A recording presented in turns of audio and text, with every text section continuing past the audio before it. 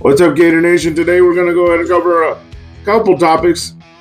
Some information on 2027 offensive tackle recruits, and also another positional preview for the Florida Gators 2025 squad.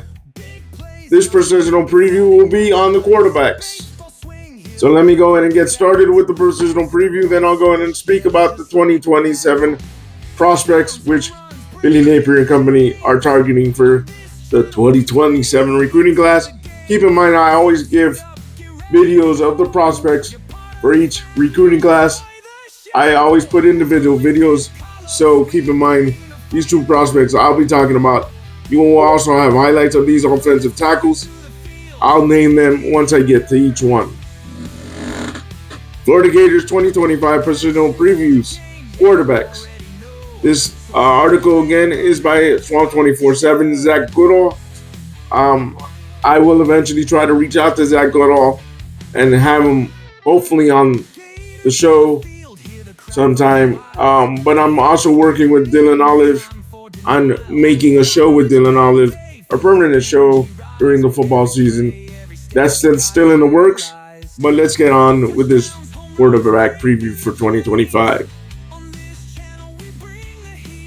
With Southeastern Conference Media Days just around the corner and the spring practice is to begin shortly thereafter, the Florida Gators' highly anticipated 2025 season is nearly upon us. Expectations for the Gators are high, as they have been under Billy Napier, who enters his fourth season as the Florida Gators coach in 2025. Following U.S. four-game winning streak to conclude the 2024 campaign, including ranked triumphs against number 22 LSU, number 9 Ole Miss, and the program's first bowl victory since 2019. While Napier maintains a 519-19 record in his position with Florida, UF Athletic Director Scott Strickland gave the head coach votes of confidence ahead of the 2024 season again last November, and the Gators' late season run of success appears to have validated that decision internally.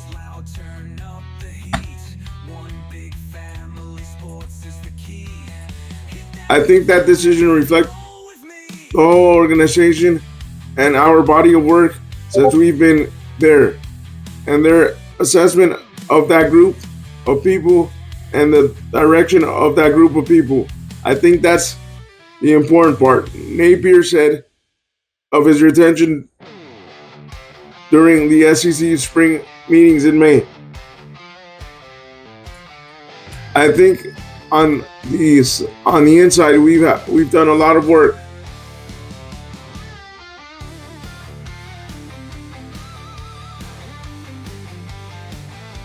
We've done a lot of really good work. I think we're currently as healthy as we've been culturally, and I think we've got a lot of good young talent. I think that contributes to the buy-in in terms of the vision of the program. So I think not necessarily a reflection of me as much as as maybe a reflection of the entire group of people. Following the offseason roster shuffle and the implementation of the House versus NCAA settlement, the latter of which has impacted roster sizes across the college football landscape, Florida's roster currently stands at 117 players, including 84 on scholarship, to pair with 33 walk-ons as UF prepares for fall training camp. Psalm 24/7 is breaking down the Gators roster by position ahead of the camp and the 2025 season. Today we will begin with Florida's quarterbacks. Sophomore and starter DJ Lagway, redshirt sophomore and current backup, at least for now, Aiden Warner, graduate senior Harrison Bailey. Well, Aaron Warner probably will be the third stringer, and Harrison Bailey probably the second quarterback. Freshman Tramel Jones Jr., redshirt senior Clay Millen. Redshirt freshman Aaron Williams. Graham Mertz got drafted and Paul Kelzer, NCAA transfer portal. Lawrence Wright the fifth, transfer portal.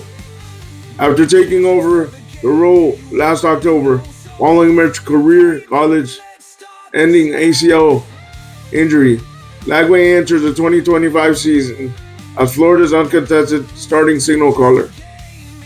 The Willis, Texas native and 24/7 Sports #1 quarterback prospect in 2024 recruiting class appeared in all but one game during his freshman season and went 6-1 in 7 starts. The Gators did not lose a game that Lagway started and completed. He exited just before halftime against #2 Georgia, while Florida led 10-3 due to a hamstring injury, which prevented him from playing against #5 Texas the next week. On the year, Lagway went 15 of 192 for 59.9% passing for 1,915 yards with 12 touchdowns and 9 interceptions. He was named Freshman All-American by Football Writers Association of America and ESPN, as well as a true Freshman All-American by 24/7 Sports and Pro Football Focus. I just think he just really made a ton of progress as a quarterback. Napier describes Lagway's freshman season to Swan 24/7 in January, and I think Coach Ryan O'Hara deserves a lot of the credit. Just the year-round plan. This time last year, I think tomorrow would have been kind of the first little throwing session. I remember sitting up here and watching it just to see the improvement. I do think Graham being here was very long-term. Well, look back at that. You know his example, his leadership, this kind of, hey, this is how we do it. This is what you should do. And DJ already had a lot of traits and talent and ability to connect with people. The leadership he has, a presence about him.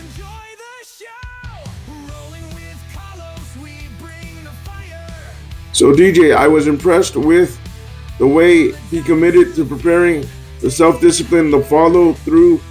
We asked that guy to do a lot. And then obviously Ram, the injury, and then his ability to kind of rise to the occasion. And I think he has a unique ability to be present in the moment as the competitor.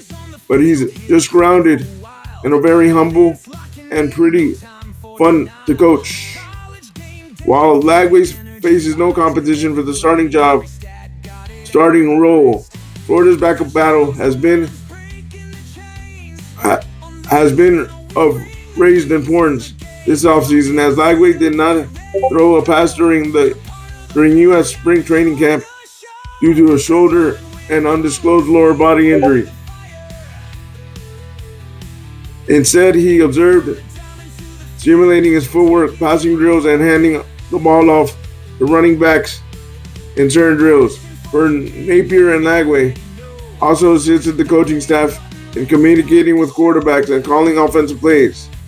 Florida acquired the 6-year senior in Bailey via the NCAA transfer portal in January before Lagway's injuries came to light, and later in the offseason awarded Warner a redshirt sophomore a scholarship. Each passer worked extensively with UF's first-team offense in the spring as a result of Lagway's modified participation.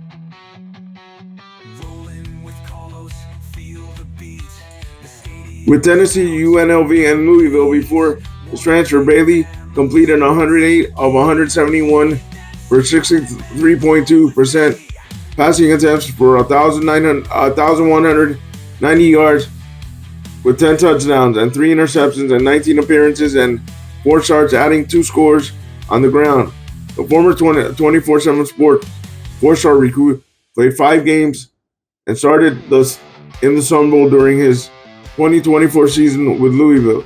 Bailey 16 of 25 for 164 yards, 3 touchdowns, showing the possession victory over Washington, earned his most valuable player recognition for that game.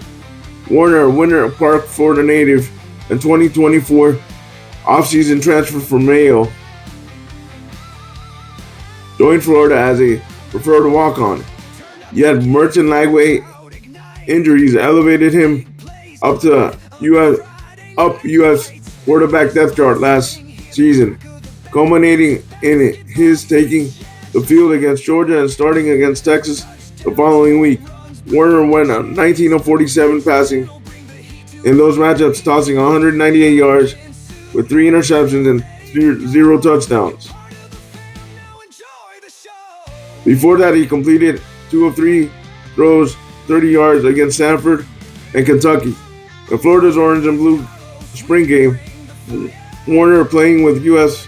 projected first-team offense, completed 10 of 23, 43.5% of his passes for 157 yards and 2 touchdowns. Bailey went 29 of 43, 6.74% for 336 yards with 3 touchdowns and 1 interception, working with the projected second team unit. I think those guys were very capable, Napier said of Bailey and Warner after the spring exhibition. I thought Aiden did a good job running his team, and I think Harrison maybe a little bit slow of a start. The players around him, some drops. I think the protection at times could have been better, but in general, I was pleased. There were a few situations where we took sacks. I think we got to manage the pocket a little bit better, but yeah, I feel good. Rounding out the room are Jones, Millen, and Williams. A class of 2025 24/7 Sports 3-star recruit, Jones operated behind Bailey and Warner in the spring practices. Despite missing the majority of the senior season at Jacksonville, Florida, Mandarin with lower body injury, he completed 2 of 3 passes for 30 yards in the orange and blue game. After going 451 of 760, 59.3% passing for 7,197 yards, with 71 touchdowns and 21 interceptions in 34 varsity high school games. Millen, who set Colorado State single season completion percentage record at 72.2% over 10 starts as a redshirt freshman in 2022, transferred to Florida last offseason while he was projected to serve as the Gators' third quarterback behind Merchant Lagway in 2024. UF ultimately looked to Warner as its next man up, leaving Millen without an appearance on the season. He did not attempt a pass in the spring game this past April.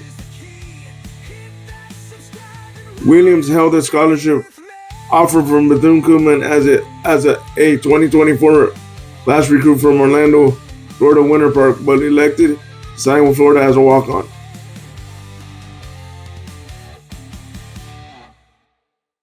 How healthy is DJ Lagway? Throughout the offseason, Napier has indicated that the pair of injuries that prevented Lagway from participating in Florida spring training camp behind him, noting that quarterback was tossing 210 passes per week, not including warm-ups, during an unofficial workout session in late May. But given Lagway did not attempt a pass in the spring practice, citing the relative opaqueness that has surrounded his ailments this offseason, it remains fair to wonder just how healthy Lagway is as the 2025 season approaches. I don't know if we want to put a percentage on Lagway's health right now, but he's where he needs to be. Continue progress, Napier suggested on May 27th. Multiple outlets reported in April that Lagway's shoulder injury could eventually require surgery. Such an operation was opted against this offseason. However, with Lagway and Florida insisted taking a rest and rehabilitation routine.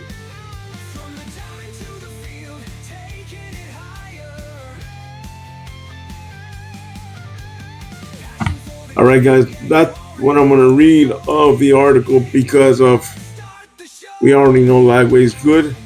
I'm going to go ahead and read to you who should win QB2 role or who they think will win QB2 role, but I'm not going to read to you anything more on Lagway because we already know Lagway is officially cleared to start the 2025 season. Warner and Bailey took a heavy load of the first team reps in the past spring, while Lagway's participating in practice was modified. During Florida's Orange and Blue scrimmage in April, it was Warner who operated with the projected first team offense, and sources told Swamp 24/7 around that time that rising redshirt sophomore appeared poised to be back to back Lagway up coming the 2025 season. Of course, fall camp performances for each quarterback could change the trajectory of the battle. Still, Florida is enamored by the growth Warner has displayed behind the scenes, which could position him for the number 2 role over Bailey, who owns a comparatively vast amount of college playing experience.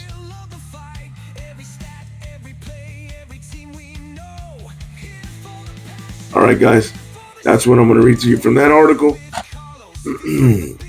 Seems like Warner, right now, as of before the start of fall camp, was the number 2 quarterback on the University of Florida depth chart. We'll see if fall camp changes that.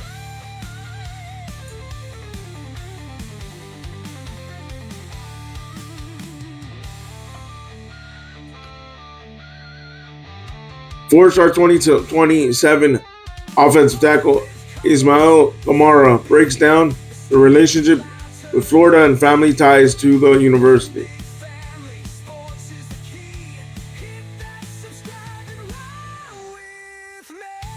Four-star 2027 offensive tackle Ismail Kamara may be one of the fastest rising recruits in 2027 class. He received double-digit offers since the new year and currently holds over 25 offers. Florida was one of the many schools to enter the picture for Kamara in the spring as the Gators extended an offer his way on April 16th. The offer from Florida is significant, however, as Kamara's mother's grandfather was a 3-sport athlete at Florida.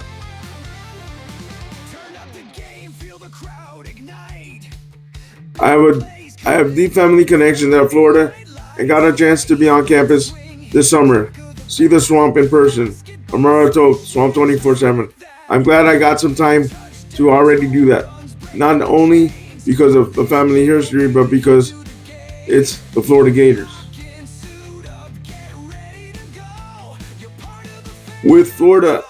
While Florida has an advantage to work with, many other programs have taken notice of the 6'6", 330-pound offensive tackle out of Gilmore, Texas.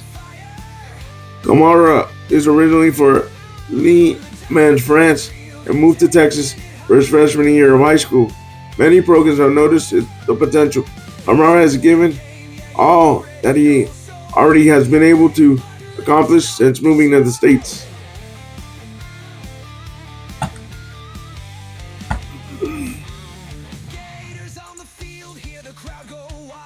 To couple with the family history Kamara has at Florida, he also recognized Florida as a top football program in college football and takes the opportunity he has to be recruited by the Gators seriously.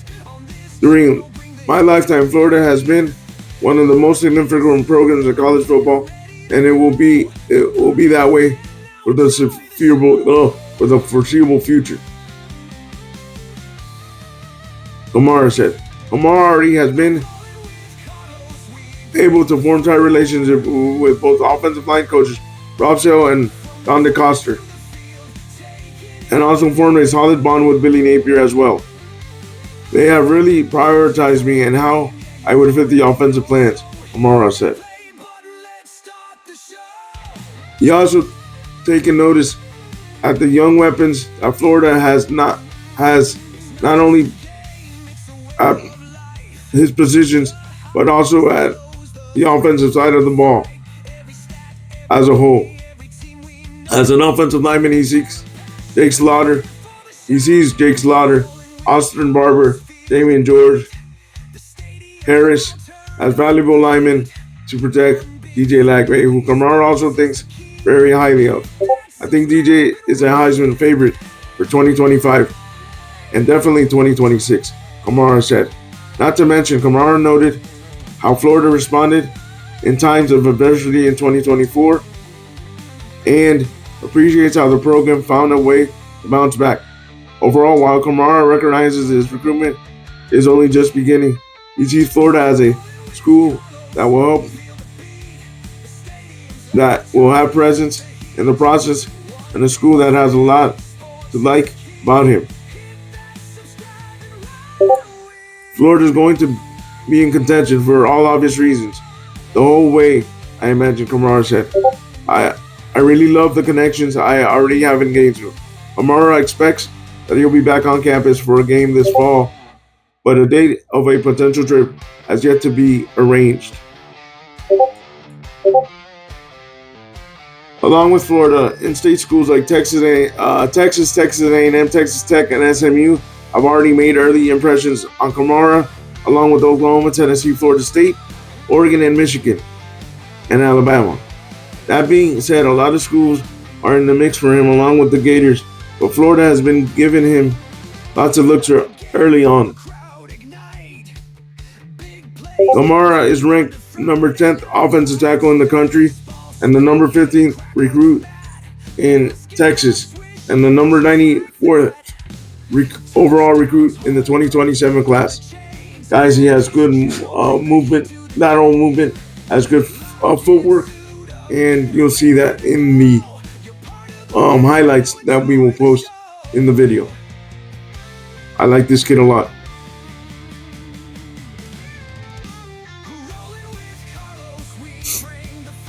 Caden Moss, another 2027 offensive tackle.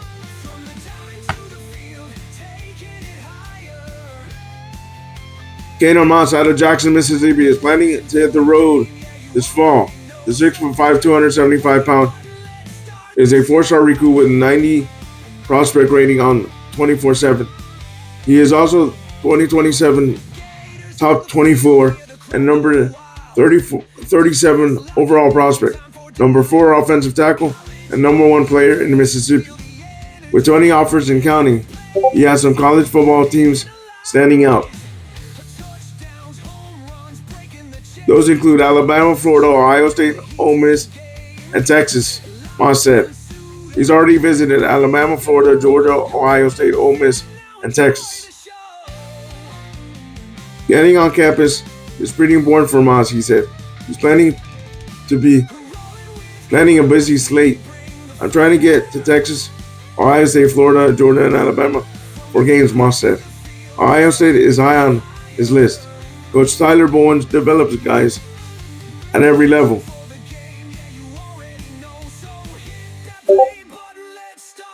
Moss said, Alabama is also pretty involved. I've got a very strong connection with Coach Knapp. Moss said, when I went down there for their camp, I brought my family down and showed them around. He's just a really good guy. Ole Miss made him the biggest priority, especially being the top-rated talent in the state. Coach Lane Kiffin treats me as a top priority for sure, Moss said.